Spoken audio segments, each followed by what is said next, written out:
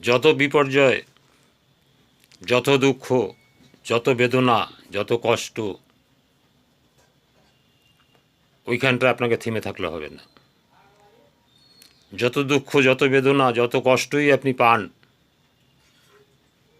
এর পরের পাতাতেই আছে তত আনন্দ, তত বিলাসতা, তত উৎসব,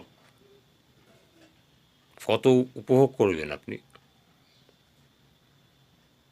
আলস্যতা করেছেন, ঠিক মতো শোনেননি, কখন কি করতে হবে আপনি মনে রাখতে পারেননি, তাই আপনার বিফলতা এসছে। কী কারণে বিফলতা হলো, আপনি ফল পেলেন না কেন, সমীক্ষা করে এইটা বের করতে পারলেই আপনার সম্মুখে দাঁড়িয়ে সফলতা। আপনার সম্মুখে দাঁড়িয়ে সফলতা, কী কারণে বিফল হলো, এই কারণটাকে বের করতে হবে। কী কারণে আপনি গরিব, কী কারণে আপনি দুর্বল, কী কারণে আপনি বোঝেন কম, এই কারণটাকে বের করতে হবে। কারণটা বের করতে পারলেই আপনার সফলতা আপনার শিওরে।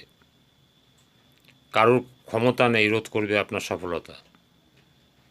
তাই মন প্রাণ দিয়ে যে সময়টুকু ব্যয় করছেন, সেই সময়টুকুর গুরুত্ব দিয়ে শুনে শিখে বুঝে আপনাকে সেই পথে এগোতে হবে।